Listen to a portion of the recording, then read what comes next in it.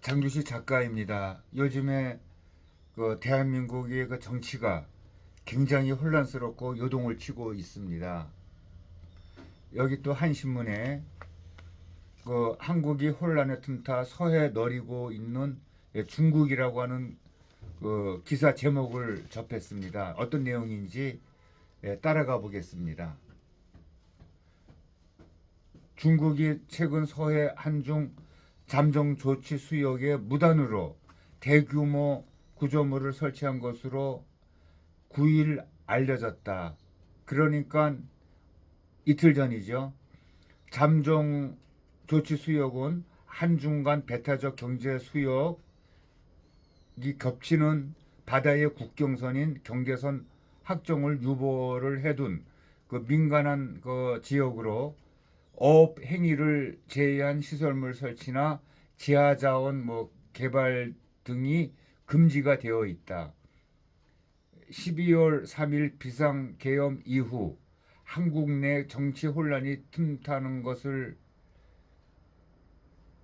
커지는 것을 틈타 구조물 알박기에 나선 것은 향후 중국이 서해에 대한 영유권을 주장하기 위한 의도라는 관측이 나오고 있다.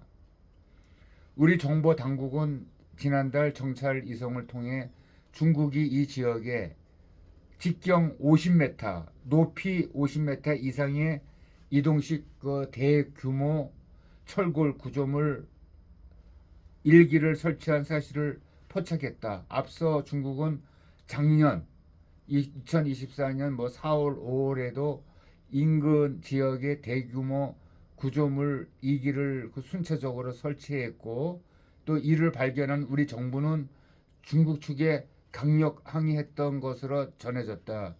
그리고 그 이후 주춤했던 중국이 최근 다시 설치를 또 재개한 것이다.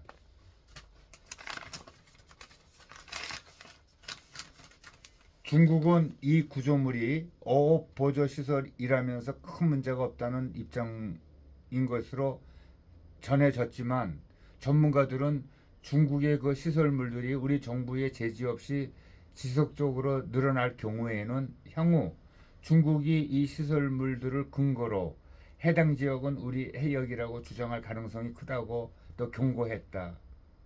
정부는 중국이 이 지역에 총 12기의 구조물을 설치할 계획이라고 파악한 것으로 또 전해졌는데 전문가들은 중국이 이 서해를 자국 앞마당이라고 주장하기 위한 전략을 본격화한 것이라고 분석하고 있다. 중국은 2010년 우리 서해를 자국의 내해로 규정했고 최근 들어선 영유권 주장을 위한 근거 만들기에 나선 상황이다. 과거에도 중국은 이 해역에 몰래 구조물을 또 설치를 했다가 한국에 항의가 들어오면 철수하는 행위를 계속적으로 또 반복해 왔다. 앞서 중국은 2022년 4월에도 서해에 구조물을 설치한 것이 드러나 양국 간 분쟁이 일었다. 우리 정부는 작년 4월에서 5월 중국이 또다시 구조물 2기를 설치했다는 것을 발견하고 대통령실 국가안보회의 차원에서 대응책을 논의했던 것으로 또 전해졌다.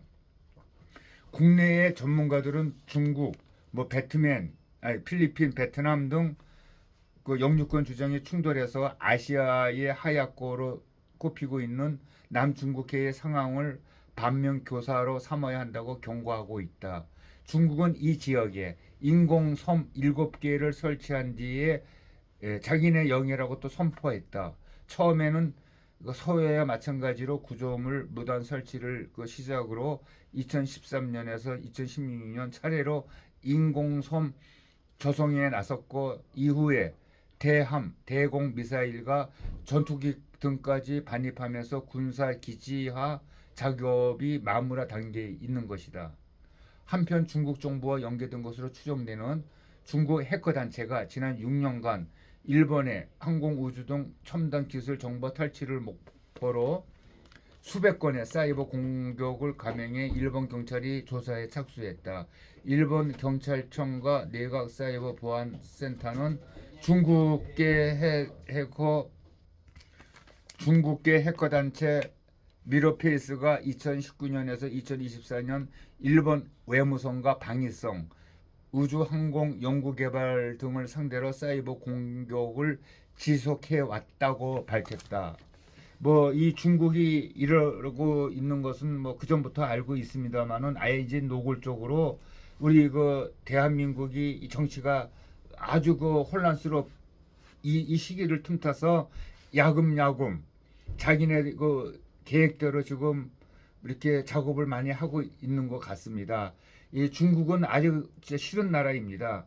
그 지금은 뭐 중국이라고 하고 있지만은 중국이 아니라 이제 중공이라고 불러야 될 것 같습니다. 이 중공들이 하는 그 행태를 보면은 정말 속이 뒤집어집니다. 그런데도 이 정부 차원에서 뭔가 화끈하게 대응을 하고 있지 못하는 것을 보면은 너무나 안타깝고 위에 그 실무진들은 뭐 하는 사람들인지 정말 꾸짖고 싶습니다.